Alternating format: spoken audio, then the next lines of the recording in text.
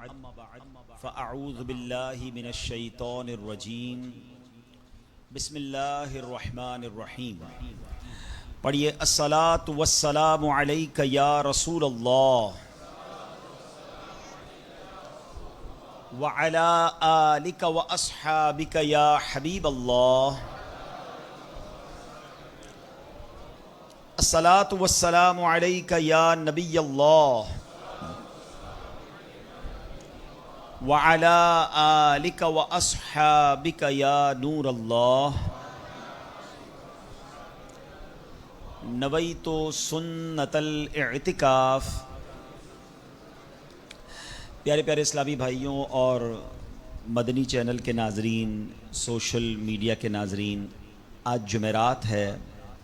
ہر جمعرات دعوت اسلامی کے زیر انتظام دنیا کے ہزاروں مقامات پر ویکلی ہفتہ وار سنت و بھرے اجتماع کا سلسلہ ہوتا ہے، اور اسی سلسلے میں کراچی کے علاقے ڈی ایچ اے میں جامع مسجد فیضان اسلام نے ہفتہ وار سنت و بھرے اجتماع کا سلسلہ جاری ہے. رب کریم ہم سب کا جمع ہونا اپنی بارگاہ میں قبول فرمائے، ہم سب کی بے حساب مغفرت فرمائے، شب جمعہ کی برکتیں ہم سب کو نصیب فرمائے. رنج و غم مٹانے والے آقا رسول خدا احمد مجتبی صلی اللہ تعالی علیہ وآلہ وسلم نے فرمایا، جو مجھ پر ایک مرتبہ درود پاک پڑھے اللہ پاک اس پر 10 رحمتیں نازل فرمائے گا. جو مجھ پر 10 بار درود پاک پڑھے رب کریم اس پر 100 رحمتیں نازل فرمائے گا. اور جو مجھ پر 100 مرتبہ درود پاک پڑھے اللہ پاک اس کی دونوں آنکھوں کے درمیان لکھ دے گا کہ یہ بندہ منافقت اور جہنم کی آگ سے آزاد ہے. سبحان اللہ. نام حضرت پہ لاکھ بار درود، نام حضرت پر لاکھ بار درود، بے عدد اور بے شمار درود ہم کو پڑھنا خدا نصیب کرے، دم بدم اور بار بار درود. مومنوں آپ پر پڑھے جاؤ با ادب اور با وقار درود. جو محب نبی ہے اے کافی، جو محب نبی ہے اے کافی، چاہیے اس کو بار بار درود. ذرا غور کیجئے کہ 100 بار درود پاک پڑھنے میں وقت ہی کتنا لگتا ہے، انعام کتنا بڑا ہے کہ اس کی دونوں آنکھوں کے درمیان یہ لکھ دیا جاتا ہے کہ یہ بندہ منافقت اور جہنم کی آگ سے آزاد ہے.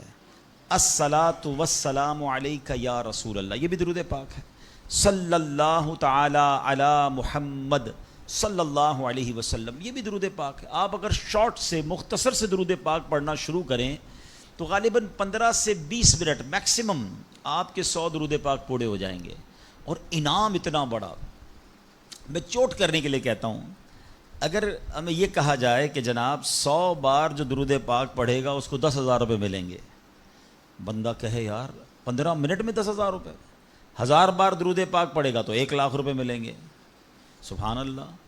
اب دنیا کا اگر کوئی انعام اعلان کر دیا جائے تو سارے ہی لوگ اسے کرنے کے لیے تیار ہو جاتے ہیں. یہ آخرت کا کتنا بڑا انعام ہے. ہر درود پر 10 رحمتیں. آپ یقین کریں کروڑوں روپے خرچ کر کے بھی ایک رحمت نہیں خریدی جا سکتی. اللہ نہ چاہے جس پر رحمت، کون رحمت لے سکتا ہے؟ مگر درود پاک سبحان اللہ ہر درود پر رحمتیں برس رہی ہیں. اس وقت جو حالات چل رہے ہیں، معاملات چل رہے ہیں، ہم سب چاہتے ہیں ہماری بھی حفاظت رہے، ہمارے بچوں کی، ہمارے کاروبار کی، ہمارے گھر بار کی حفاظت رہے. ہم سفر پر جائیں تو خیر سے جائیں، واپس بھی خیر سے آئیں. تو سبحان اللہ مجھے بتائیے جس پر رحمت الہی برستی رہے تو اس کی کیسی حفاظت ہو جائے گی. تو گھر سے نکلے تو درود پڑھیں، سفر میں درود پڑھیں، بچوں کو کہیں کہ وہ گھر پہ درود پاک پڑھیں، تو انشاءاللہ یہ سارا رحمتوں کا حصار جو ہے ہمارے ارد گرد رہے گا. اللہ مجھے بھی اور آپ کو بھی کثرت سے درود پاک پڑھنے کی توفیق عطا فرمائے. آئیے مل کر محبت کے ساتھ بآواز بلند درود پاک پڑھ لیں. صلو علی الحبیب صلی اللہ تعالی علی محمد صلی اللہ علیہ وسلم. نبی کی شان میں ہو جس قدر درود پڑھو، محبوں پاؤ گے جنت میں گھر درود پڑھو، ہزار درد کو یہ ایک دوا کفایت ہے، ہزار درد کو یہ ایک دوا کفایت ہے، جو پیش آئے ذرا بھی خطر درود پڑھو۔ ایک بار پھر درود پاک پڑھ لے، صلو علی الحبیب صلی اللہ تعالی علی محمد صلی اللہ علیہ وسلم۔ میرے پیارے اسلامی بھائیو، علامہ ابن حجر رحمۃ اللہ تعالی فرماتے ہیں درود پاک ایک نیکی نہیں ہے۔ سبحان اللہ، ہم درود پڑھتے بعضوں کا سمجھتے ہیں ایک نیکی کمال، یہ کئی نیکیوں کا مجموعہ ہے۔ درود پڑھنے سے ایمان تازہ ہوتا ہے، یہ ایک نیکی۔ درود کی برکت سے نبی پاک علیہ الصلوۃ والسلام پر یقین بڑھتا ہے، یہ دوسری نیکی۔ درود پاک پڑھنے میں تعظیم مصطفیٰ ہے، رسپیکٹ آف رسول اللہ صلی اللہ تعالی علیہ وسلم ہے، یہ تیسری نیکی۔ درود پاک پڑھنے سے آخرت پر ایمان پکا ہوتا ہے، یہ چوتھی نیکی۔ درود پاک میں نبی پاک علیہ الصلوۃ والسلام کے احسانات کا ذکر ہے، یہ پانچویں نیکی۔ اور درود پاک میں نیکوں کے سردار مکی مدنی تاجدار صلی اللہ تعالی علیہ وسلم کا ذکر ہے، اور نیکوں کے ذکر پر رحمت اترتی ہے، یہ چھٹی نیکی ہے۔ ہائے ہائے، نیکیوں کا انبار لگ جاتا ہے اگر بندہ درود پاک پڑھنے والا بن جائے۔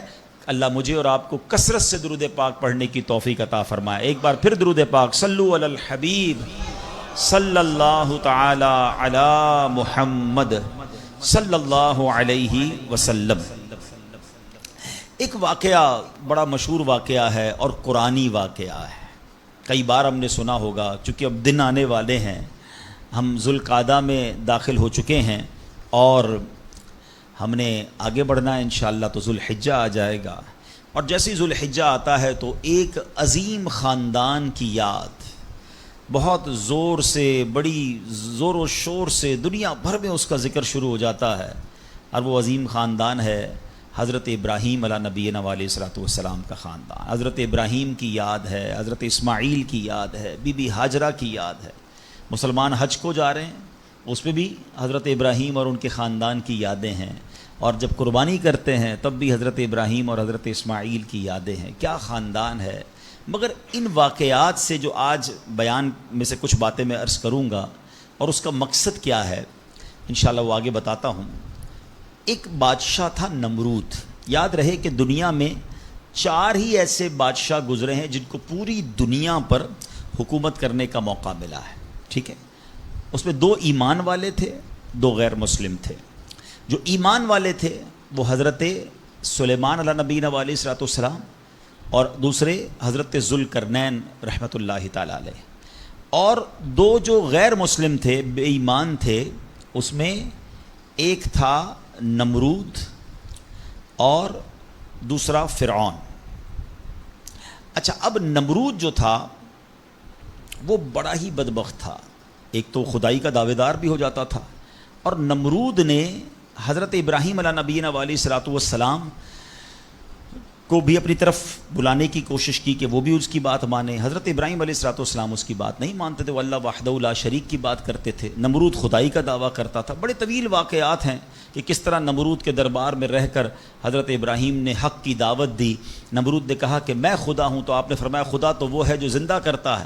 تو نمرود نے کیا کیا، ایک بندہ جس کو سزائے موت سنا دی گئی تھی اس کو جیل سے نکال کے رہا کر دیا، کہا دیکھو میں نے بھی زندہ کر دیا، اس کی تو موت لکھی ہوئی تھی نا، سزائے موت ہو گئی تھی، میں نے اس کو فارغ کر دیا۔ کہا آپ نے فرمایا اللہ تو وہ ہے جو موت دیتا ہے، تو اس نے ایک عام بندے کو پکڑا اور اس کو قتل کا حکم دے دیا، اس کو مار دیا، کہا کہ موت تو میں بھی دیتا ہوں۔ حضرت ابراہیم نے کہا کہ میرا رب وہ ہے، حضرت ابراہیم علیہ السلام نے کہا کہ میرا رب وہ ہے جو مشرق سے سورج کو نکال کر مغرب میں طلوع کرتا ہے، اگر تو خدا ہے تو مغرب سے نکال کر دکھا۔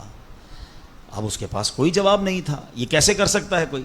تو بہرحال کمال کا جذبہ تھا، کمال کا یقین تھا اللہ وحدہ لا شریک پر، ایسا یقین، سبحان اللہ۔ اب جب نمرود نے دیکھا کہ کوئی بات یہ ماننے کے لیے تیار نہیں ہے، تو ان بدبختوں نے یہ فیصلہ کیا کہ حضرت ابراہیم علیہ السلام کو آگ میں ڈال دیا جائے۔ اچھا، وہ کوئی نارمل آگ نہیں تھی، ایسی آگ نہیں تھی کہ لکڑیاں لگائیں اور جناب بندے کو ڈالنا ہے، ایک ایسی آگ تھی کہ جو اس وقت تک اتنی بڑی آگ لگائی نہیں گئی تھی، اور ایسی آگ تھی کہ کوئی پرندہ بھی اوپر سے گزرتا تھا تو وہ گزر نہیں پاتا، جل کے اس کے اندر کوئلہ بن جاتا تھا۔ اور حضرت ابراہیم علیہ الصلوۃ والسلام کو اس آگ میں پھینکا جانے لگا۔ دیکھیں آج بھی اگر کوئی جیل میں قید ہو نا, سزا سنا بھی دی گئی ہو, تو اس کو یقین ہوتا ہے کہ کوئی نہ کوئی راستہ نکل آئے گا, ضمانت ہو جائے گی. یہاں تک کہ سزائے موت کے قیدیوں کو بھی یقین ہوتا ہے کہ چلے کوئی نہ کوئی چانس ہوگا, کوئی سزا معاف ہو جائے گی, کوئی عمر قید میں تبدیلی ہو جائے گی. سنا ہے پاکستان کی جیلوں میں کئی سال سے لوگ ہیں سزائے موت کے قیدی ہیں, مگر ان کو سزائے موت نہیں ہو رہی. تو کوئی نہ کوئی یقین یا امید رہتی ہے. مگر حضرت ابراہیم علیہ السلام کو آگ میں پھینک دیا گیا, اپنی طرف سے اچھال دیا گیا. تو جبریل امین آئے اور آ کر کہا کہ اے ابراہیم کوئی حاجت ہو تو بتائیں. حضرت ابراہیم علیہ السلام کہتے ہیں مجھے تم سے کوئی حاجت نہیں ہے. کہا پھر جس سے حاجت ہے اس کو بتا دینا, اللہ رب العالمین کی بارگاہ میں تو عرض کریں. تو آپ نے کہا حسبی من سؤالی علمہ بحالی, اے جبرائیل میں کس حال میں ہوں میرا رب کریم جانتا ہے, اس کا جاننا میرے مانگنے سے بہتر ہے. اب یقین کا لیول تو دیکھے نا, اللہ دیکھ رہا ہے نا. اے ابراہیم میرا مانگنا میرے مانگنے سے بہتر یہ کہ وہ جانتا ہے, اس نے دیکھا ہے, اسے معلوم ہے مجھے آگ میں ڈالا جا رہا ہے. اگر وہ راضی تو میں بھی راضی. پنجابی شاعر کہتے ہیں نا, جے سونا میرے دکھ وچ راضی میں سکھ نو چلے پاوا ہوں. اگر میرا مالک میرے دکھ میں راضی ہے تو میں نے سکھ کو کیا کرنا ہے. یہ کیسا یقین تھا. مگر اس یقین کا نتیجہ کیا نکلا کہ قرآن میں رب فرماتا ہے یا نار کونی برداً و سلاما علی ابراہیم. پھر آگ کو رب نے کیا حکم دیا, ذرا سمجھیے گا بات کو. اللہ کی قدرت کا کیسا نظارہ ہے اس واقعے میں. مجھے بتائیے آگ کا کام کیا ہے. آگ کا کام تو جلانا ہی ہے نا. عقل بھی کہتی ہے, سائنس بھی کہتی ہے, تجربہ بھی کہتا ہے, جب بھی آگ ہے کوئی چیز ڈالو جلی جاتی ہے. مگر اسی آگ کو رب نے کیا حکم دیا, اے آگ ابراہیم پر ٹھنڈی اور سلامتی والی ہو جا. اللہ اکبر. حضرت ابراہیم کا ایمان ایسا تھا, یقین ایسا تھا کہ اتنی بڑی آگ جو ہے حضرت ابراہیم کے لیے گلزار بن جاتی ہے, باغ بن جاتی ہے. اچھا پھر ہوا کیا کہ نمرود جو ہے کچھ دنوں کے بعد, ایسا نہیں فوراً, کچھ دنوں تک آگ جلتی رہی. حضرت ابراہیم اس میں ڈالے جا چکے تھے. نمرود نے سوچا دیکھوں تو صحیح کہ ابراہیم کا حال کیا ہوا ہے. وہ اپنے محل کی چھت پر چڑھ گیا, اور چھت پر چڑھنے کے بعد اس نے آگ کی طرف دیکھا. جب آگ میں دیکھا تو وہ حیران ہو گیا کہ حضرت ابراہیم اس اتنی بڑی آگ میں ایسے بیٹھے ہوئے ہیں جیسے بندہ باغ میں بیٹھا ہوتا ہے. بالکل اس آگ نے کوئی بال بھی بیکا نہیں کیا. حضرت ابراہیم چند منٹوں یا چند گھنٹوں میں نہیں رہے. تفاسیر میں لکھا کہ حضرت ابراہیم علیہ السلام اس آگ میں ایک روایت کے مطابق 7 دن اور ایک روایت کے مطابق 40 دن اس آگ میں رہے. مگر جب آپ باہر آتے ہیں تو آگ نے کوئی اثر آپ پر نہیں ڈالا. اللہ اکبر. تو پتہ یہ چلا کہ اچھا پھر اس نے کیا کیا. اس شخص نے, نمرود نے یہ کیا کہ ہو سکتا ہے یہ آگ کی جو نا کہ کیٹیگری ٹھیک نہیں ہے, یہ آگ جلانے والی آگ نہیں ہے. تو نمرود نے پریکٹیکل کرنے کے لیے ایک اور بندے کو اس آگ میں ڈال دیا. حضرت ابراہیم اس آگ میں موجود ہیں اور بڑے نارمل طریقے سے بیٹھے ہوئے ہیں, آگ جل رہی ہے. تو نمرود نے ایک اور شخص کو آگ میں ڈالا.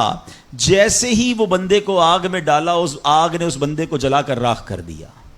یعنی اس آگ کا کام جلانا تھا, مگر میرا رب جس کے لیے چاہے وہ آگ گلزار بن سکتی ہے. اللہ اکبر. آپ علیہ الصلوۃ والسلام کا جب یہ معجزہ لوگوں نے دیکھا تو کئی لوگ کلمہ پڑھ کر مسلمان ہو گئے. مگر نمرود کے نصیب میں ایمان نہیں تھا. لیکن اس واقعے سے سیکھنے کو کیا ملا؟ یقین, بلیف, اللہ پر بھروسہ.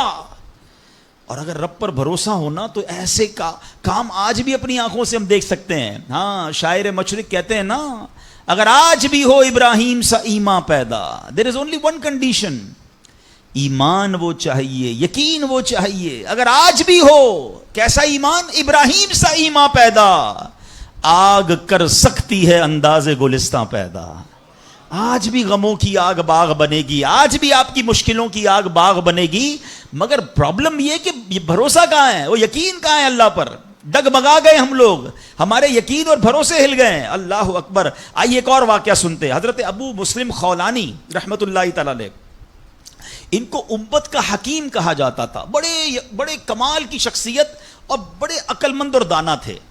آپ کے دور میں, آپ یمن میں رہتے تھے اور آپ تابعی بزرگ ہیں. تابعی کس کو کہتے ہیں؟ جس نے کسی صحابی کو ایمان کی حالت میں دیکھا ہو اور اس کا خاتمہ بھی ایمان پر ہی ہوا ہو. تابعی, سبحان اللہ, وہ تابعی بزرگ تھے. یمن میں رہتے تھے. آپ کے دور میں ایک شخص تھا اسود انسی.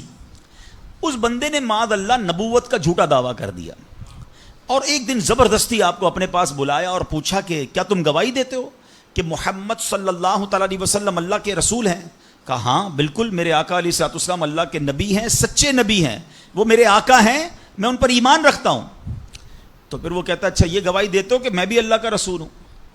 تو حضرت اسود کہتے ہیں، حضرت ابو مسلم خولانی کہتے ہیں کہ میں نے نہیں سنا تم کیا کہتے ہو، یعنی سنا ہی نہیں اس کی بات، سنی انسنی کر دی. اسود انسی کو بڑا غصہ آیا، اس نے فوراً حکم جاری کیا کہ بڑی اور خوفناک آگ جلائی جائے. آگ جلائی گئی. ابو مسلم رحمۃ اللہ تعالی کو اس دہکتی آگ میں ڈال دیا جائے، حکم دے دیا. آپ کا ایمان ٹس سے مس نہیں ہوا، آپ کھڑے رہے اور آپ کو اٹھا کر آگ میں ڈال دیا گیا. سبحان اللہ، جس رب نے حضرت ابراہیم کے لیے آگ کو ٹھنڈا کیا تھا نا، گلزار کیا تھا، ابو مسلم خولانی رحمۃ اللہ تعالی کے لیے بھی وہ آگ سلامتی والی ہو گئی. بالکل صحیح سلامت آگ سے باہر آ گئے. اسود انسی نے جب یہ دیکھا کہ یہ اتنی بڑی کرامت، اب یہ لوگوں کو پتہ چل جائے گا تو میری تو نبوت کا جو دعویٰ ہے وہ بیڑا غرق ہی ہو جائے گا. تو ان کو آزاد بھی کر دیا اور کہا کہ فوراً یہاں سے آپ چلے جائیں. تو آپ کو یمن سے نکال دیا. آپ یمن سے نکلے اور مدینہ منورہ حاضر ہو گئے. غلامی میں نہ کام آتی ہیں شمشیریں نہ تدبیریں. غلامی میں نہ کام آتی ہیں نہ شمشیریں نہ تدبیریں، جو ہو ذوق یقی پیدا تو کٹ جاتی ہیں زنجیریں. کوئی اندازہ کر سکتا ہے اس کے زور بازو کا، نگاہ مرد مومن سے بدل جاتی ہیں تقدیریں. بات یقین کی ہے، بات ایسے کس کو کہتے ہیں ایمان کی ہے. آج تو پرابلم یہ، آج ہمیں کوئی سوال کر دے ہم ٹینشن میں آ جاتے ہیں کہ واقعی اس بات کی دلیل کیا. اپنے ایمان کے بارے میں لوگ تذبذب کے شکار ہو جاتے ہیں. اللہ ایک ہے، اللہ واقعی موجود ہے، اللہ کہاں ہے، معاذ اللہ، ایسے ایسے سوال لوگ کر دیتے ہیں.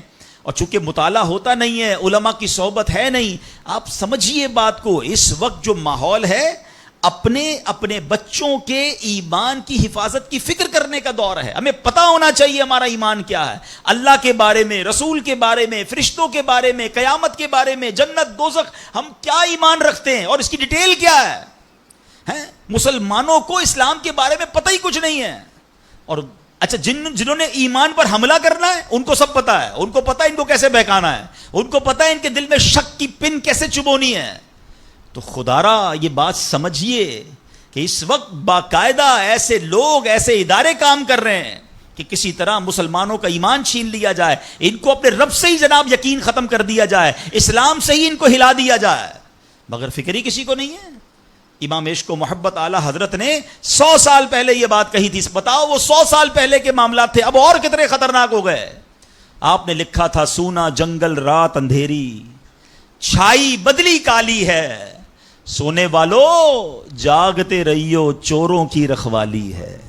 انہوں نے سمجھایا تھا کہ چور رکھوالے بن گئے ہیں، آپ کو اسلام کے لبادے میں اسلام کی بات کرنے آئیں گے اور ایمان لوٹ کے چلے جائیں گے، پتہ بھی نہیں چلے گا. کہتے ہیں آنکھ سے کاجل صاف چرا لیں، یہاں وہ چور بلا کے ہیں. کیا محاورہ استعمال کیا ہے. آنکھ میں جب کاجل لگا ہوا ہو تو کون نکال سکتا ہے، مگر کاجل تو پھر بھی نکل سکتا ہے، ایمان تو دل کے اندر ہوتا ہے نا.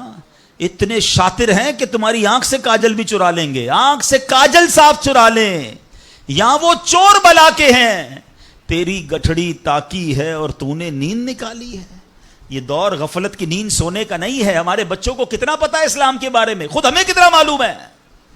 لیکن یقین بزرگوں کا کیسا تھا کہ جناب ان کو آگ میں ڈال دیا جاتا تھا، وہ آگ باغ بن جاتی تھی. یقیناً آج کے دور میں یہ ٹیسٹ نہیں کریں گے ہم.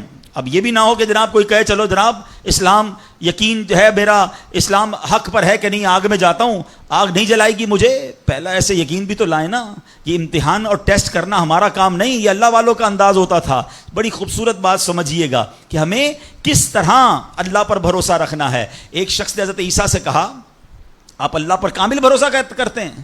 کہا ہاں بالکل کرتا ہوں. کہا پھر پہاڑ سے کود جائیں، اللہ نے بچانا ہوگا تو تمہیں بچا لے گا. آپ کا رب بچاتا ہے کہ نہیں بچاتا دیکھتے ہیں. کیا خوبصورت جواب دیا حضرت عیسیٰ علیہ السلام نے. آپ فرماتے ہیں اللہ پر بھروسہ ضرور رکھتا ہوں مگر اللہ کا امتحان نہیں لیتا ہوں. تو یہ بھی بات سمجھنے والی ہے. اس طرح کے ٹیسٹ نہیں لیے جاتے اپنے آپ پر، مگر ان واقعات سے سیکھنا کیا ہے کہ یقین کیسا ہونا چاہیے، رب کے فیصلوں پر اطمینان کیسا ہونا چاہیے. سبحان اللہ. انہی حضرت ابراہیم علیہ السلام کا ایک اور واقعہ ہے نا.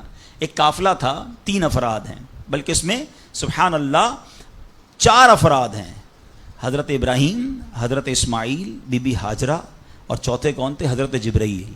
حضرت جبرائیل راستہ بتا رہے ہیں. یہ پورا قافلہ پیچھے پیچھے جا رہا ہے. کہاں جا رہا ہے؟ حضرت جبرائیل سے حضرت ابراہیم کو اتنا شوق تھا، پوچھتے ہیں ابراہیم اے جبرائیل ہماری منزل آ گئی؟ کہتے ہیں ابھی اور آگے. ہماری منزل آ گئی؟ کہتے ہیں ابھی اور آگے. لکو دک صحرا میں ایک ٹیلے پر جا کر، کون سی جگہ تھی جہاں آج مکہ آباد ہے؟ کچھ بھی نہیں تھا، کعبہ بھی نہیں تھا.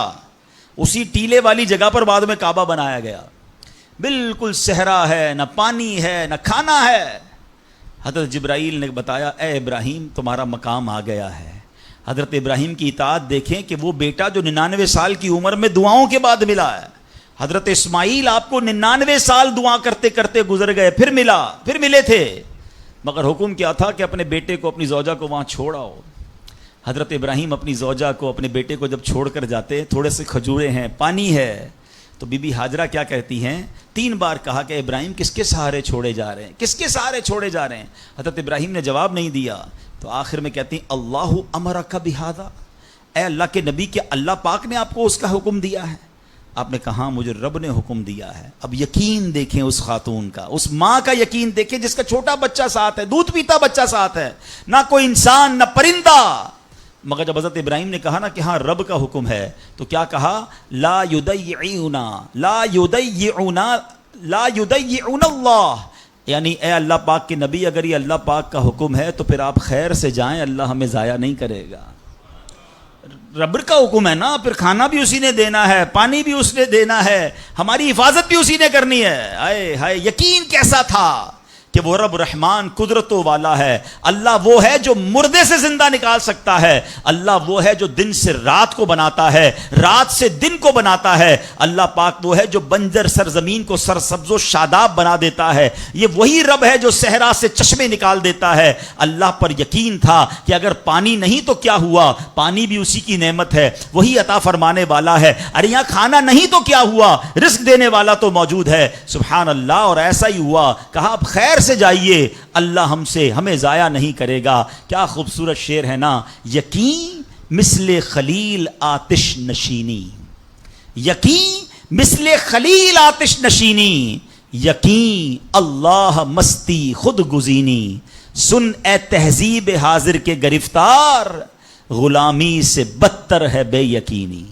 کیا ترجمہ ہوا اس کا معنی کیا ہوا؟ یقین کیا ہے؟ حضرت ابراہیم کی طرح بے خطر بغیر ڈرے آگ میں کود جانے کا نام یقین ہے. یقین کیا ہے؟ محبت الہی میں غرق ہو جانا اور اپنے آپ کی اصلاح میں لگ جانا یقین ہے. اے دور حاضر کی تہذیب کے دیوانوں، بے یقینی جو ہے وہ غلامی سے بھی بری چیز ہے. آج بے یقینی کی فضا کیسی ہے، یقین ہی نہیں ہے کسی کو. تذبذب، ٹینشن، اللہ پر، دین پر، اپنے دنیا کے معاملات پر یقین ہی نہیں ہے کسی کو. ہر وقت بے فکروں میں گھرا ہوا ہے. اے میرے پیارے اسلامی بھائیوں، آج غربت عام ہے، مشکلات ہیں، ہر دوسرا آدمی مشکلات پہ پھنسا ہوا ہے، لڑائی جھگڑے ہیں، نا اتفاقی ہے. دنیا میں کئی جگہ تو مسلمان بیچارے ظلم و ستم کا شکار ہیں. اللہ پاک ان کی غیب سے مدد فرمائے. الحمدللہ مسلمانوں نے تاریخ میں شاندار کارنامے سر انجام دیے ہیں. اللہ کریم نے مسلمانوں کو بڑی شان و شوکت سے نوازا ہے، مگر اب حالات کسی اور طرح کے چل رہے ہیں. کبھی غور کیا اس کی وجہ کیا ہے؟ اس پر تجزیہ کیا جائے تو ایک بڑی وجہ سامنے یہ آتی ہے کہ مسلمانوں میں بے یقینی بڑھا دی گئی ہے. پیارے آقا مکی مدنی مصطفیٰ صلی اللہ تعالی علیہ وسلم کا ذرا فرمان سنیے. مشہور صحابی حضرت ابو ہریرہ رضی اللہ تعالیٰ عنہ اس حدیث کے راوی ہیں. رسول ذیشان مکی مدنی سلطان صلی اللہ تعالی علیہ وسلم نے فرمایا ما اخاف علی امتی الا ضعف الیقین. آقا فرماتے مجھے اپنی امت پر خوف نہیں ہے مگر یقین کی کمزوری کا، یعنی اور کوئی خوف نہیں ہے. یہ امت ایسا نہیں ہوگا کہ شرک میں مبتلا ہو جائے گی. فرمایا میری امت اللہ پاک کا انکار نہیں کرے گی، ہاں میری امت کو جو بڑا مسئلہ درپیش ہوگا ان کا یقین کمزور ہو جائے گا، ان کا بھروسہ کمزور ہو جائے گا۔ ایک اور حدیث پاک سنیے، آقا فرماتے ہیں نجا اول هذه الامه بالیقین والزہد، اس امت کے پہلے لوگ یقین اور دنیا سے بے رغبتی کے ذریعے نجات پا گئے، ویہلک آخر هذه الامه بالبخل والعمل، اور اس امت کے جو آخری لوگ ہوں گے کنجوسی اور لمبی امیدوں کے سبب ہلاک ہو گئے۔ پہلے والے یقین کی وجہ سے کامیاب ہو گئے۔ کیسا یقین تھا؟ 313 تھے نا، مگر بھروسہ رب پر کیسا تھا کہ فرشتوں کی فوج مدد کے لیے آ جاتی ہے۔ اور بعد والے فرمایا کنجوسی ہوگی، لمبی امیدیں ہوں گی۔ کنجوسی کیوں ہوتی ہے؟ مال خرچ کروں گا ختم ہو جائے گا، یقین نہیں ہے نا، یہ پیسے چلے جائیں گے، زکات نہیں دیتے لوگ، اللہ کی راہ میں خرچ نہیں کر رہے، لمبی امیدیں بنائی، یقین نہیں ہے۔ کاش یہ بات سمجھ آ جائے کہ میرے اور آپ کے نصیب میں جو رزق لکھا ہے وہ لکھا ہوا ہے، وہ ہمیں مل کر رہے گا، مگر اسی کی ٹینشن میں زندگی گزر رہی ہے۔ بے یقینی کی کچھ مثالیں میں آپ کو سمجھاتا ہوں۔ ابھی تک شاید کچھ لوگ کہہ رہے ہوں گے یار یہ بات تو ٹھیک کر رہے ہیں، بے یقینی ہونی نہیں چاہیے، مگر ہمیں تو بے یقینی نہیں ہے۔ اب میں کچھ ایگزامپل کے ذریعے سمجھاتا ہوں۔ ہم مانتے تو ہیں اللہ پاک رزق دینے والا ہے، ٹھیک ہے، پھر بھی مال کے پیچھے مارے پھرتے ہیں۔ کوئی لندن پیرس کے خواب دیکھ رہا ہے، کشتیوں کے اندر بیٹھ کر، پچھلے دنوں واقعات ہوئے نا، پیسے دے کر وہ ڈنکی لگا کر جاتے ہیں، کوئی راستے میں مر جاتا ہے، کوئی کشتی میں بیچارے ڈوب گئے۔ کیوں؟ یقین نہیں ہے ادھر پیسے نہیں ملیں گے، ادھر پیسے ملیں گے، کسی طرح ادھر چلا جاؤں یا مر جاؤں گا بھوکا۔ ذرا غور کیجئے، اے میرے پیارے اسلام بھائی، کو سود کا کام کرتا ہے، کیوں کرتا ہے سود کا کام؟ یقین نہیں ہے نا کہ حلال کماؤں گا تو پیچھے رہ جاؤں گا۔ ملاوٹ، رشوت، ڈاکہ، چوری، اگر ان تمام غلط کاموں کے پیچھے آپ دیکھیں تو یقین نہیں ہوتا کہ یار ملاوٹ نہیں کروں گا تو مال نہیں بکے گا، پیسے والا کیسے بنوں گا، غریب ہی رہ جاؤں گا۔ یقین ختم ہو گیا ہے، جس کی وجہ سے ہر دوسرے آدمی کو جناب غلط کام کرنا ہے۔ آگے چلیے، ہم مانتے ہیں نماز دنیا بھی سنوار دیتی ہے، آخرت بھی سنوار دیتی ہے، سنتے بھی ہیں بولتے بھی ہیں، مگر نماز پر دنیا کو ترجیح دیتے ہیں۔ یار نماز پڑھوں گا تو کاروبار پہ، دکان پہ کون بیٹھے گا؟ ہیں نماز پتہ ہے آخرت اور دنیا سنوار دے گی، یقین نہیں ہے۔ اسی طرح ہم مانتے ہیں کہ مسلمان کی ترقی قرآن پر عمل کرنے میں ہے، مگر نہ قرآن خود پڑھتے ہیں نہ اپنے بچوں کو پڑھاتے ہیں۔ ہم مانتے ہیں کہ اللہ پاک دعائیں قبول فرماتا ہے، مگر بے یقینی ہے، اول تو دعا مانگتے نہیں ہیں، اور مانگتے ہیں تو یقینی نہیں ہوتا۔ اب یقین کریں، علماء نے لکھا ہے کہ جو بندہ بغیر یقین کے ساتھ دعا مانگتا ہے نا، اس کی دعا قبول ہی نہیں ہوتی ہے۔ یعنی مثال دیتا ہوں، آپ بیمار ہیں یا پریشان ہیں یا کوئی مشکل میں ہیں، دعا کرتے ہوئے یہ خیال آ رہا ہے یار مسئلہ حل ہونا تو نہیں ہے، چلو پھر بھی مانگ لیتے ہیں۔ علماء کہتے ہیں حل ہی نہیں ہونا ہے، تمہیں رب پر ہی بھروسہ نہیں ہے۔ اب مثال دیتا ہوں اس کو ایک بلا تمثیل۔ آپ کا کوئی ملازم ہے، اس کو پیسوں کی ضرورت ہے، اور وہ آپ کے پاس آ کے کہتا ہے صاحب 5,000 روپے کی ضرورت ہے، مجھے لگتا تو نہیں آپ دیں گے، چلیں پھر بھی آپ سے مانگ ہی لیتا ہوں۔ آپ بتائیں آپ اس کو پیسے دیں گے یا ڈانٹ دیں گے کہ جب تمہیں مجھ پر یقین ہی نہیں ہے تو آئے کیوں میرے پاس؟ مجھے لگتا تو نہیں آپ میری مدد کریں گے، چلیں پھر بھی آپ سے کہہ دیتا ہوں میری پہلے ہی آپ نے اس بندے کو ناراض کر دیا نا۔ ہم کہتے نہیں ہیں، مگر ہماری بے یقینی یہ کہہ رہی ہوتی ہے، اور اللہ سے دعا کر رہے ہوتے ہیں کہ اللہ مجھے امید تو نہیں تو دے گا، پھر بھی میں مانگ رہا ہوں۔ توبہ توبہ توبہ۔ یقین پتہ کیسے کام کرواتا ہے؟ ایک بڑا پیارا واقعہ ہے، ایک گاؤں میں بارش نہیں ہو رہی تھی اور لوگ پیاسے مر رہے تھے، کئی سال ہو گئے بارش نہیں ہو رہی تھی۔ آخر کار گاؤں والوں نے پلان کیا کہ سارے گاؤں والے جمع ہوتے ہیں اور مل کر دعا کرتے ہیں، نماز استسقاء، اور اس کا ایک پورا طریقہ ہے دعا کا۔ ایک قطرہ بارش کا نہیں پڑ رہا تھا، مویشی بھی پیاسے، لوگ بھی پیاسے، کنویں بھی سوکھ گئے تھے۔ اب جب گراؤنڈ میں لوگ جمع ہوئے نا تو ایک نوجوان ہاتھ میں چھتری لے کر آیا، لوگ اس کا مذاق اڑانے لگے، ارے اللہ کے بندے سالوں ہو گئے بارش نہیں ہوئی ہیں، تم چھتری لے کر آئے ہو؟ تو کہتا مانگنے کس سے آیا ہوں، اس رب نے بارش تو دینی ہے، واپسی کیا بھیگتا ہوا جاؤں گا؟ اور علماء کہتے ہیں جب دعا شروع ہوتی ہے تو اتنی بارش ہوتی ہے کہ پورا گاؤں بھیگتا جاتا ہے، وہ نوجوان چھتری کے سائے میں جا رہا ہے۔ فرمایا یہ اس نوجوان کا یقین تھا جس کی وجہ سے یہ بارش ہوئی ہے۔ کاش یہ بات سمجھ آ جائے، ارے رب پر بھروسہ نہیں کرو گے تو کس پر بھروسہ کرو گے؟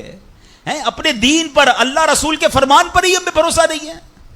غور کیجئے، یہ یقین لے آؤ واپس، زندگی میں موج آ جائے گا، زندگی اتنی پرسکون ہو جانی ہے اگر اللہ کے فیصلوں پر یقین آ جائے، اللہ کی عطاؤں پر یقین ہو جائے، آخرت کے وعدوں پر یقین ہو جائے، نبی پاک کی حدیثوں پر یقین ہو جائے۔ اعلیٰ حضرت رحمۃ اللہ تعالی علیہ کا کیسا یقین تھا. ایک بار غالباً اپنی والدہ کے ساتھ حج پر جا رہے تھے.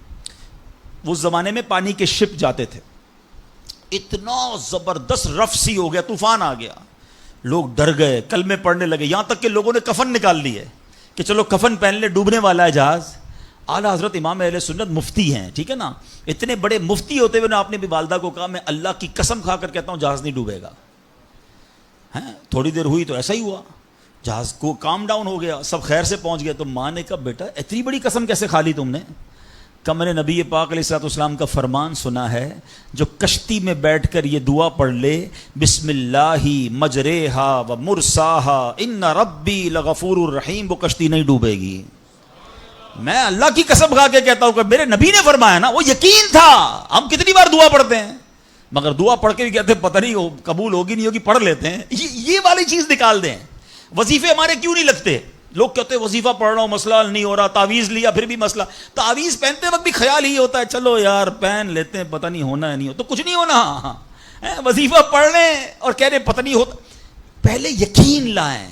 اچھا ڈاکٹر بھی یہی کہتے ہیں, یہ صرف اب یہ وظائف اور ان چیزوں میں نہیں, آپ اگر ڈاکٹر پر بھی یقین نہ رکھیں نا کہ یار اس کی دوائی پتہ نہیں کام کرتی ہے نہیں کرتی, کیونکہ بہت ساری چیزوں کے پیچھے یقین, ول پاور.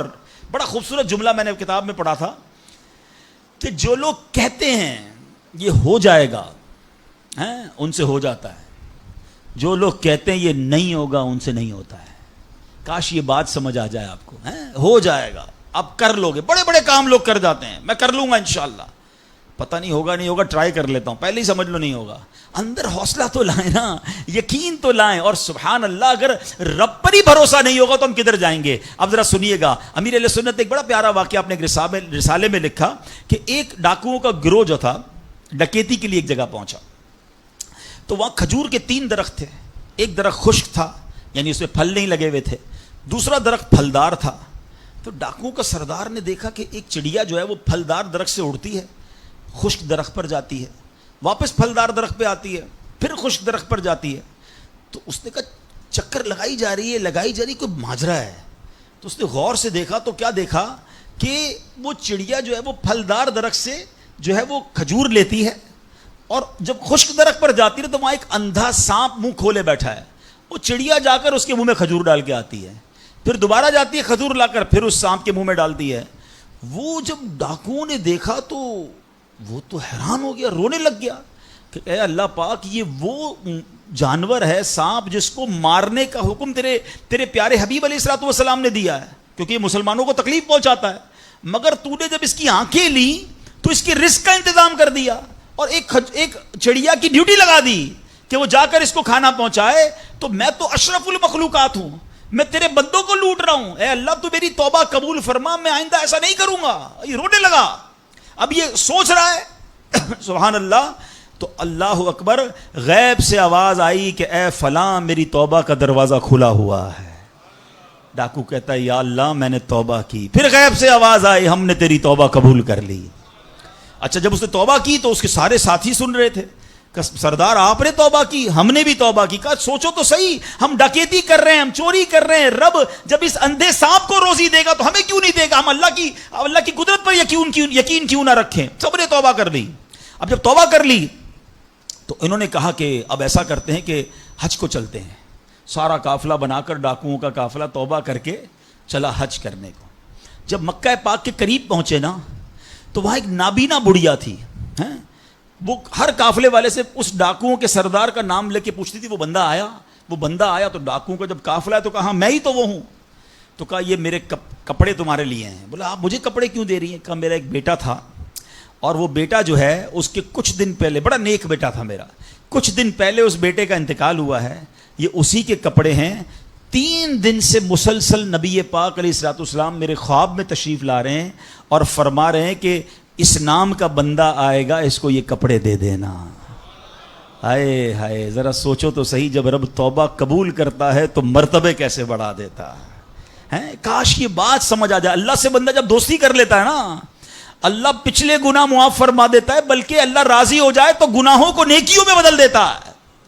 مگر کیسے اس ڈاکو کو توبہ نصیب ہوئی؟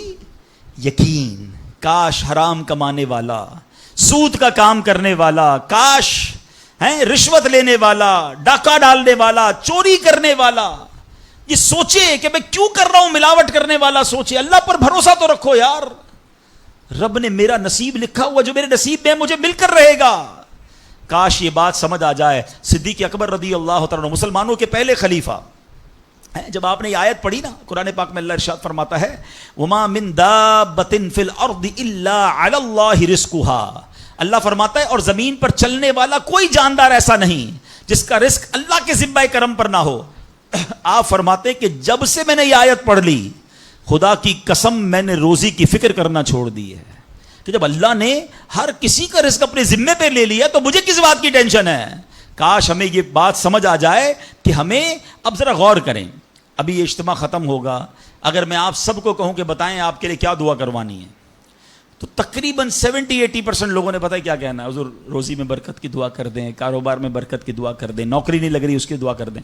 میں نہیں کہتا یہ دعا نہیں کرنی چاہیے, اللہ سے نہیں مانگیں گے تو کس سے مانگیں گے, لیکن کوئی تو کہے کہ میری ایمان پر موت کے لیے دعا کر دیں, میری قبر جنت کا باغ بن جائے اس کے لیے دعا کر دیں, میں آخرت میں جاؤں تو اللہ مجھ سے راضی ہو جائے اس کے لیے دعا کر دیں. فرق دیکھیں, میری اور آپ کی ٹینشن کیا ہے, دنیا, روزی, مال, حالانکہ اس کا وعدہ ہے, دانے دانے پر لکھا ہے کھانے والے کا نام, مجھے مل کر رہے گا, مگر اللہ نے مغفرت کا وعدہ نہیں کیا ہے. اس کی دعا کہاں ہے, اس کی ٹینشن کیوں نہیں ہے. ایسے کئی لوگ مجھے بھی ملے, آپ کو بھی ملے ہوں گے, یار رات کو نیند نہیں آ رہی, کیوں, بس یار کاروبار کی ٹینشن بہت ہے. کبھی زندگی میں ایک رات میری اور آپ کی ایسی گزری کہ اس ٹینشن میں نیند نہ آئی ہو کہ قبر میں جاؤں گا تو قبر جنت کا باغ بنے گی یا دوزخ کا گھڑا بنے گی, کلمے والی موت ملے گی کہ نہیں, جنت میں جاؤں گا یا دوزخ میں جاؤں گا, میزان عمل پر جب اعمال تولے جائیں گے گناہ کا پلڑا بھاری ہوگا یا نیکیوں کا پلڑا بھاری ہوگا. یار آج جون جولائی کی گرمی, ہیٹ اسٹروک کی باتیں ہو رہی ہیں, 50 ڈگری میں حال برا ہو گیا. سورج 1 میل پر جب ہوگا اور لوگوں کی پیاس زبان سے باہر زبانیں آئیں گی, مجھے جام کوثر نہ ملا تو میرا کیا بنے گا. کبھی اس کی ٹینشن, اس کا وعدہ نہیں ہے. یہ اللہ سے دعا کرنی ہے, اس کے لیے کوشش کرنی ہے.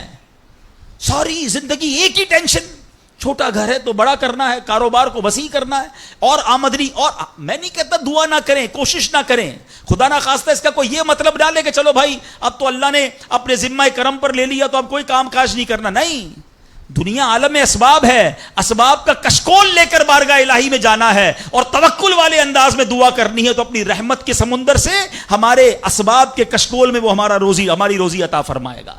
اسباب اختیار ضرور کرنے, مگر اسی فکر میں زندگی تو برباد نہ کر دینا کہ سارا صبح سے لے کر شام تک ایک ہی ٹینشن.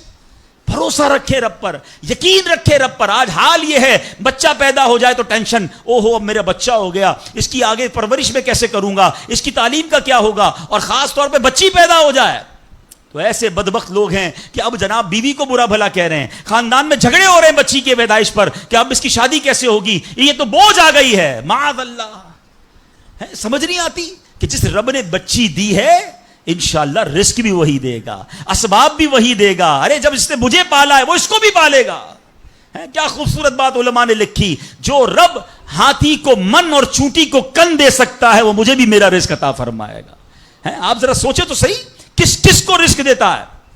حدیث پاک کا مضمون ہے تم اللہ پر بھروسہ کرو, جیسا بھروسہ کرنے کا حق ہے وہ تمہیں ایسے روزی دے گا جیسے پرندوں کو روزی دیتا ہے. پرندوں کو سمجھتے کتنی کیسے روزی ملتی ہے, کبھی گھونسلے دیکھے پرندوں کے. اچھا پہلے تو یہی نہیں پتا, کراچی والوں کو تو پرندے دیکھنے کو نہیں ملتے, ہم نے درخت کاٹ کے پورا شہری کنکریٹ کا جنگل بنا دیا. ورنہ یہ پوچھے بزرگوں سے, ہم بھی چھوٹے تھے تتلیاں بھی دکھتی تھیں, صبح مدرسے اسکول جاتے تھے تو کوئل کی آواز بھی آتی تھی. اب تو کراچی والوں کے ہارن کی آواز آتی ہے ہم کو. اب تو یہ پرندے بھی چلے گئے. کہاں چلے گئے, ہم نے درخت کاٹے, ہمیں اندازہ ہی نہیں کہ درخت ہے کیا. آج گاڑی پارک کرنے کے لیے ہر بندہ درخت کا سایہ ڈھونڈ رہا ہے مگر درخت لگاتا نہیں ہے. کاش یہ بات سمجھ آ جائے کہ جتنے درخت لگتے جائیں گے شہر یا ملک خوشگوار بھی ہوگا, موسم بھی کول ڈاؤن ہو جائے گا. یہ جو آج ہم کہتے ہیں نا اتنی گرمی بڑھتی جا رہی ہے, اس کی ایک بڑی وجہ یہ ہے, یہ میرا موضوع نہیں ہے, لیکن جو موسم کا تغیرات, کلائمیٹ ڈس آرڈر ہے, کاش یہ بات سمجھ آئے کہ پلانٹیشن نہیں ہم کر رہے, ہم پودے نہیں لگاتے بلکہ پودے کاٹ دیتے ہیں. کتنے درخت کاٹے, کتنے جنگل ختم کر دیے ہم نے. الحمدللہ دعوت اسلامی کا شعبہ FGRF, اب پلانٹیشن ہم کرتے چلے جا رہے ہیں. 30 لاکھ پودے لگائے مگر یہ تھوڑے ہیں. کاش میری یہ بات لوگ سن رہے ہوں, اس کا شارٹ کلپ سنیں اور وائرل کریں کہ اگر آپ نے اپنے آنے والی نسلوں کو خوشگوار موسم دینا ہے, اچھے حالات دینے ہیں, ٹھنڈی چھاؤں دینی ہے, آکسیجن کی فیکٹریاں دینی ہیں, تو ہم سب کو کم از کم ایک پودا لگانا چاہیے. 25 کروڑ پاکستانی بتایا جاتا ہے, 24 کروڑ پاکستانی, سب صرف ایک پودا لگائیں اور تو اس پودے کو درخت بنائیں, صرف پودے کو بچے کی طرح پالیں. آپ یقین کریں ہمارا ملک ایک پورا ملکی باغ بن جائے گا. تو اب ذرا سوچیں کہ ہمیں یہ بات سمجھنی ہے کہ یہ گھونسلے, یہ جو حدیث میں سنا رہا تھا, بات کہاں سے چلی کہ اللہ پرندوں کو کیسے رزق دیتا ہے. آپ کو پتہ پرندے کتنے, ایک تحقیق کے مطابق اس دنیا میں جتنے انسان ہوتے ہیں نا, ملٹی پلائی بائی 10 جانور ہوتے ہیں. اگر 800 کروڑ انسان ہیں, 8 ارب کے قریب آبادی ہو گئی دنیا کی, 800 کروڑ, 8 ارب, تو بتا آپ سمجھو کہ 80 ارب جانور ہیں دنیا میں, اور کہا جاتا ہے ملٹی پلائی بائی 10 کریں اس کو تو اتنے پرندے ہوتے ہیں. یعنی اس کا مطلب 800 ارب کم و بیش پرندے ہیں دنیا میں. آپ نے پرندوں کے گھونسلے دیکھے کبھی؟ یہ جب گھر سے صبح اڑتے ہیں نا اپنے گھونسلے سے, سب کے پیٹ خالی ہوتے ہیں, گھونسلے میں کوئی کبڈ نہیں ہوتی ہے, کوئی شام کا دوسرے دن کا چارہ نہیں ہوتا ہے, بچے چھوٹے چھوٹے چھوڑ کر جاتے ہیں. مگر یہ 800 ارب پرندے جب شام کو گھونسلے میں آتے ہیں, اللہ سب کو رزق دے چکا ہوتا ہے. کوئی پرندہ دنیا میں بھوکا نہیں سوتا. کیا خوبصورت بات, سمجھو اس کا مزہ لو نا. رب ہاتھی کو من دیتا ہے, اس کو ہاتھی کو کتنا کھانا چاہیے, دنیا میں کتنے ہاتھی ہوں گے, اس کو روز کے منو کھانا مل جاتا ہے. اور چونٹی کو کن چاہیے ہوتا ہے چھوٹا سا, وہ رب اس کو کن بھی دے دیتا ہے, پرندوں کو روزی دے دیتا ہے. اور جو اشرف المخلوقات ہیں وہ ٹینشن کھا رہے ہیں, وہ کبھی بلڈ پریشر کی گولی, تو کبھی شوگر کی گولی, کبھی ڈاکٹر کے پاس, ٹینشن بہت ہے ڈاکٹر صاحب 2 سال بعد کیا ہوگا, مارکیٹ ڈاؤن. ارے بھائی تم سب چیزوں کا وعدہ ہے اور تم اس ٹینشن میں رہ گئے. ارے یہ کوشش کرنی تھی تو آخرت کی کرنی تھی, اللہ کو راضی کرنے کی کرنی تھی. لیکن ان تمام باتوں کے باوجود, جیسے میں نے کہا نا کہ چھوڑنا نہیں ہے کام کاج. کچھ بے وقوف لوگ یہ سمجھ رہے ہوتے ہیں ایسا نہیں ہوگا. بڑی خوبصورت ایک بات اور کر دوں کہ اللہ پر بھروسہ کیسا کرنا ہے. ایک صوفی بزرگ شیخ سعدی لکھتے ہیں کہ ایک شخص تھا, گھر سے محنت مزدوری کے لیے کام کاج کے لیے نکلا. اس نے دیکھا کہ ایک لومڑی ہے, اندھی ہے, اپاہج ہے, نہ دیکھ سکتی ہے نہ چل سکتی ہے. وہ حیران ہو گیا, ہاتھ پیر بھی نہیں, آنکھیں بھی نہیں, یہ لومڑی کھاتی کہاں سے ہے, چیک کرتا ہوں. تھوڑی دیر بیٹھا تو ایک شیر آیا. شیر نے کہیں سے شکار کیا تھا, وہ اپنا شکار لومڑی کے آگے ڈال دیا. اندھی لومڑی, اس نے جو کھانا تھا کھایا, باقی شیر لے کے چلا گیا. اس نے کہا کمال ہے جناب, اپاہج لومڑی کو رب رزق دیتا ہے, تو مجھے کیا ضرورت ہے نوکری کرنے کی, مجھے کیا ضرورت ہے کام کاج کرنے کی. جا کے بیٹھ گیا مسجد میں, 3 دن ذکر کرتا رہا, عبادت کرتا رہا, ایک دانہ کھانے کو نہیں ملا. اللہ اللہ اللہ اللہ کر رہا ہے. اس کے بعد جب بھوک سے بحال ہو گیا تو اللہ سے فریاد کی, یا اللہ مجھے کوئی رزق نہیں ملا. کیا شاندار ارشاد ہوتا ہے. ابھی کیسا زبردست جملہ ہے. ارشاد ہوا تو نے لومڑی دیکھی ہے, شیر نہیں دیکھا. لومڑی کیوں بننا ہے, شیر بننا, اپنا رزق بھی کما اور دوسرے کو کھلانے والا بن جا. کچھ لوگ سمجھتے مجھے کوئی اور کھلا ہے, میرا بھائی کما رہا ہے, میں گھر میں بیٹھا مزے کرتا رہا ہوں. نہیں, فرمایا ایک بلکہ واقعہ آتا ہے, ایک بزرگ کے بارے میں آتا ہے. ایک شخص گیا, کہا میں نمازیں پڑھ رہا ہوں, عبادت کرتا ہوں, میرا بھائی مجھے سپورٹ کرتا ہے, وہ روزی کماتا ہے. فرمایا تیرا بھائی تجھ سے زیادہ افضل ہے. اللہ کو یہ پسند ہے کہ بندہ اپنے ہاتھ سے کمائے, کسی پہ ڈیپینڈیبل نہ رہے, کسی پر بوجھ نہ رہے. یہ شریعت کو محمود ہے. کوشش کرنی ہے, پھر اس کے بعد اللہ پر چھوڑ دینا ہے. کوشش سے انکار نہیں ہے, مگر صرف کوشش کرتے کرتے نمازیں بھی جا رہی ہیں, بھروسہ بھی رب پہ جا رہا ہے, یقین بھی ختم ہو رہا ہے, صبح سے شام مال کما رہا ہے, یہ محمود نہیں ہے, یہ پسندیدہ نہیں ہے. تو ان دونوں چیزوں میں فرق کرنا ہے اور اللہ پر یقین رکھنا ہے. پھر دیکھیں انشاءاللہ کیسے دنیا اور آخرت کی برکتیں ملتی ہیں. تو بہرحال میرے پیارے اسلامی بھائیوں, کاش یقین مل جائے تو پھر دیکھیں یقین کیسے کام بناتا ہے. امام حسن بصری نے ایک حدیث پاک بیان کی. آپ فرماتے ہیں, حدیث سنیے گا. پیارے آقا علیہ الصلوۃ والسلام فرماتے ہیں, لوگوں کو اس دنیا میں سب سے بہترین چیز یقین اور عافیت عطا کی گئی ہے. لہذا اللہ پاک سے ان دونوں چیزوں کا سوال کیا کرو.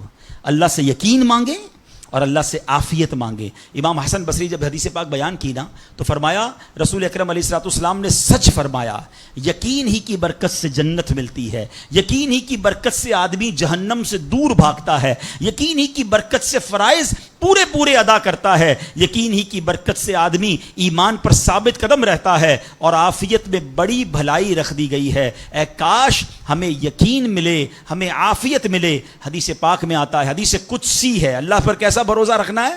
انا عند ظن عبدی بی, میں اپنے بندے کے گمان کے نزدیک ہوتا ہوں جو مجھ سے رکھے. مفتی احمد یار خان نعیمی اس حدیث پاک کے تحت فرماتے ہیں یہاں عبد سے مراد بندہ مومن ہے, یعنی بندہ میرے بارے میں جیسا یقین رکھے گا میں ویسا ہی اس کے ساتھ معاملہ کروں گا. بس یہ سمجھ لو آج بات, میرا اللہ بہتر فرمائے گا, رب میرے لیے بہترین فیصلہ کرے گا, وہ مجھے پالنے والا ہے, میری ماں سے زیادہ چاہنے والا. یقین تو کرو نا اس پر. لوگوں کو اللہ پر ہی یقین نہیں رہا ہے, میرا تو کام ہی خراب ہو جاتا ہے, اللہ معاذ اللہ. اب اس پہ کفریہ کلمات بھی کہہ دیتے ہیں, میرا تو جناب مسئلہ ہی حل نہیں ہوتا, میری دعا تو رب سنتا ہی نہیں ہے, میری مشکل آسان وہ کرتا ہی نہیں ہے. تم کھڑے نہیں ہو سکو گے. تم اللہ پر, اللہ سے بدگمان نہ رہنا. اللہ کرے کہ انسان یہ سمجھ جائے کہ مجھے رب پر اچھا گمان رکھنا ہے. شاعر کہتے ہیں نا, جو سوچتا ہوں وہی بات ہونے لگتی ہے. پوچھو پازیٹیو لوگوں سے, ان کے ساتھ پازیٹیو جب سوچتے ہیں پازیٹیو ہونے لگتا ہے. جو سوچتا ہوں وہی بات ہونے لگتی ہے, جڑا ہوا ہے زمانہ میرے گمان کے ساتھ. اچھا سوچو گے تمہیں اچھا ملے گا. اب غور فرمائیے, جب یہ ذہنی بندہ بنا لے یار سچ سے کاروبار نہیں چلتا, تو پھر آپ کو برکت کاروبار میں کیسے ملے گی؟ پہلے ہی آپ نے یقین کر لیا ہے. جب یہ ذہن بنا لے کہ نماز کے لیے وقت نکالا تو کام میں نقصان ہو جائے گا, تو پھر کام میں ترقی بھی نہیں ملے گی. اب ذہن بنا لیا کہ ترقی کے لیے صرف دنیا کی ڈگریاں کمانی ہیں, تو پھر قرآن کریم کی برکات کہاں سے نصیب ہوں گی؟ جب یہ ذہن بنا لیا کہ آج نیکی کا دور ہی نہیں ہے, کچھ لوگوں کا ذہن بن گیا ہے بھائی جناب کوئی نیکی کا دور نہیں ہے, تو پھر نیکی کی برکت بھی نہیں ملے گی. ذہن پازیٹیو رکھیں, ذہن اچھا رکھیں, انشاءاللہ آپ دیکھیں آپ کے ساتھ اچھا ہونا شروع ہو جائے گا. میرے پاس وقت کم ہے, ورنہ اس پر تو پوری ریسرچ موجود ہے. آپ پازیٹیو سوچتے ہیں تو پازیٹیو انرجیز آپ کی طرف متوجہ ہو جاتی ہیں. اب تو سائنس بھی کہتی ہے نیگیٹو سوچتے ہیں تو نیگیٹو انرجیز آپ کی طرف متوجہ ہوتی ہیں, آپ ڈی مورلائز ہونا شروع ہو جاتے ہیں, آپ کے حوصلے ٹوٹنا شروع ہو جاتے ہیں. اور جس کو ول پاور کہا جاتا ہے, جس کو اچھا سوچنا کہا جاتا ہے, اگر بندہ یہ کرنا شروع کر دے پھر دیکھیں اس کے کام کیسے بن جاتے ہیں. تو اللہ کرے کہ ابھی یہ بات سمجھ آ جائے کہ ہمیں اپنے رب سے انشاءاللہ یقین حاصل کرنا ہے. حضرت خالد بن معدان رحمت اللہ تعالی علیہ فرماتے ہیں تعلموا الیقین کما تعلموا القرآن, یعنی یقین کو بھی ایسے ہی سیکھا کرو جیسے قرآن سیکھتے ہو. میں نے بھی اسے سیکھ کر حاصل کیا ہے. سبحان اللہ. اب یقین سیکھنے کے لیے, یقین حاصل کرنے کے لیے علماء نے بڑے طریقے لکھے. پہلے تو بندہ دعا کرے کہ اے اللہ مجھے اپنا یقین عطا فرما. بڑی پیاری دعا حضرت ابوبکر صدیق کیا کرتے تھے, اللہم حب لی ایمانا و یقینا و معافاتا و نیہ, اے اللہ مجھے پکا ایمان, پختہ یقین, عافیت اور سچی نیت عطا فرما. اللہ پاک سے دعا کرتے رہیں اور ایسے لوگوں کے ساتھ رہیں. آخری بات کر لیتا ہوں جناب, پرابلم پتہ ہے کیا ہے؟ ڈی مورلائز بندہ پتہ ہے کہاں ہوتا ہے؟ اس کا یقین متزلزل کب ہوتا ہے؟ وہ کیسے شک اور شبے والی لائف میں آ جاتا ہے؟ یہ صحبت سے ملتا ہے. آپ جب اللہ پر پکا یقین کرنے والے لوگوں میں بیٹھتے ہیں نا, آپ کا یقین بھی بڑھنا شروع ہو جاتا ہے. یار اس کو اللہ پر کتنا بھروسہ ہے, بیمار ہے پھر بھی کہتا ہے میرا رب کریم ہے, پریشان ہے پھر بھی کہتا ہے اللہ کی رضا پر راضی ہوں, میرا رب سب ٹھیک کر دے گا. جب ایسے لوگوں کے ساتھ آپ بیٹھتے ہیں نا, آپ کا یقین توکل بھی مضبوط ہونا شروع ہو جاتا ہے, بندہ اسٹرانگ ہونا شروع ہو جاتا ہے. اور جب بندہ بیٹھتا اٹھتا ہی ایسے لوگوں میں ہے جو ہر وقت مایوسی کی باتیں کرتے ہیں, ہر وقت جناب آنے والے خطرات اور پریشانیوں کا ہی ذکر کرتے رہتے ہیں, ارے بھائی کچھ نہیں ہونا, سب برباد ہو گیا ہے, سب ختم ہو گیا, ان کے پاس جب بیٹھو ایسا لگتا ہے سب کچھ تباہ ہونے والا ہے. ایسے لوگوں کے ساتھ نہ بیٹھیں, حوصلے والے لوگوں کے ساتھ بیٹھیں, توکل والے لوگوں کے ساتھ بیٹھیں, اللہ سے محبت کرنے والوں کے ساتھ بیٹھیں. پھر دیکھیں انشاءاللہ آپ کے کام کیسے سیدھے ہو جائیں گے. ایک آخری بات چلے کر لیتا ہوں, اللہ پر بھروسہ, اللہ کے فیصلوں پر یقین کیسے حاصل ہو. مجھے یہ کیسے پتا چلے کہ یار یہ چیز میرے لیے بہتر ہے. میں نے کئی بار اپنے بیانات میں یہ اگزامپل دی ہے, میں دوبارہ دے دیتا ہوں, شاید کسی کے دل پر اثر کر جائے. میں مثال دیتا ہوں. ہمیں بعض اوقات بندہ پتہ ہے اللہ سے یقین کہاں ٹوٹتا ہے؟ جب بندہ دعائیں مانگتا ہے, التجائیں کرتا ہے, بڑی رو کر التجا کرتا ہے, مصیبت میں ہوتا ہے, اس کو کوئی چیز چاہیے ہوتی ہے اور اس کو نہیں ملتی ہے, تو بندہ کہتا ہے رب تو میری سنتا ہی نہیں ہے. اتنی دعائیں کی, مسجد میں جا کے کی, مکے مدینے میں جا کے کی, فلاں بزرگ سے بھی دعا کرے, نہیں ہو رہا میرا کام. جب بندے کا کام نہیں ہوتا نا, تو اس کو لگتا ہے کہ یار میں اللہ پر کیسے بھروسہ کروں. یہاں جا کر شیطان حملہ کرتا ہے. اب آئیے اس وسوسے کو کیسے ختم کریں. آپ میں سے کئی ایسے مجھے نظر آ رہے ہیں جو والد ہوں گے یا بڑے بھائی ہوں گے. آپ کا کوئی چھوٹا بیٹا یا چھوٹا بھائی ہو اور بیمار ہو جائے, اس کو بخار ہو جائے, گلا خراب ہو جائے, اور وہ رونے لگے. آج کل ویسے بھی سیزن ہے کہ ابو میں نے آئس کریم کھانی ہے, میں نے ٹھنڈا شربت پینا ہے. اچھا بتائیے, آپ اسے ٹھنڈا شربت پلائیں گے؟ ہیں, وہ رو رہا ہے آپ کے سامنے, آئس کریم کھلائیں گے اسے؟ جواب دیجئے. نہیں, وہ رونے دیں گے آپ اس کو. آپ کا ایک دوست برابر میں بیٹھا ہو اور کوئی کہے یار کیسے ظالم ابو ہیں, بچہ رو رہا ہے, دے دینا اسے آئس کریم. تو آپ ایک جواب دیتے ہیں, میں والد ہوں, مجھے پتا ہے اس کو کب کیا دینا ہے. ایسا ہی ہے نا. اب ذرا دل پر ہاتھ رکھ کے میرا جملہ سننا.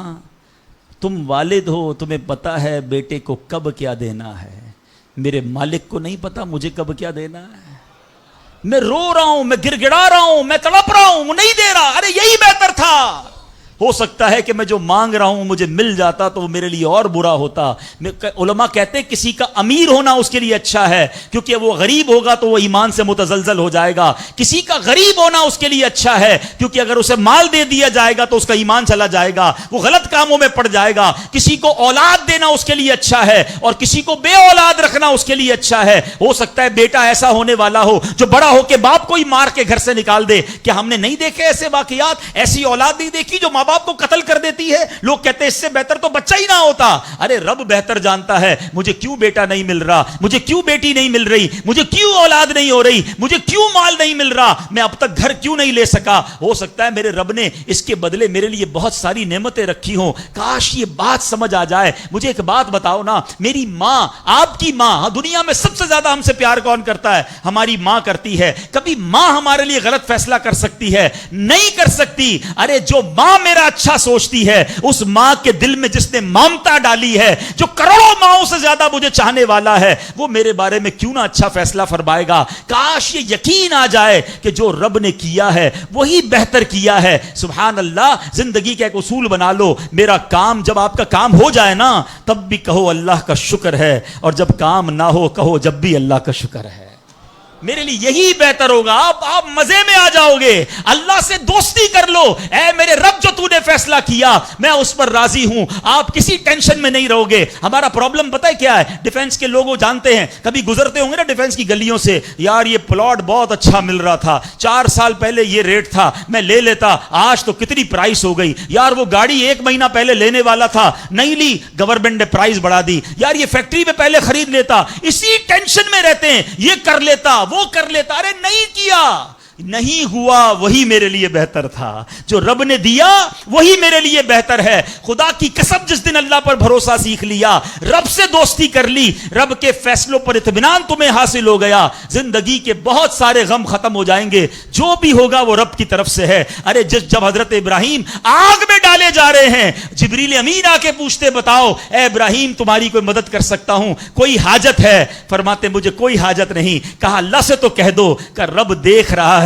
اس کا دیکھنا میرے مانگنے سے بہتر ہے. ہائے ہائے اللہ, حضرت ابراہیم کے اس یقین کا کوئی ذرہ عطا فرما دے, اس توکل کا کوئی حصہ عطا فرما دے.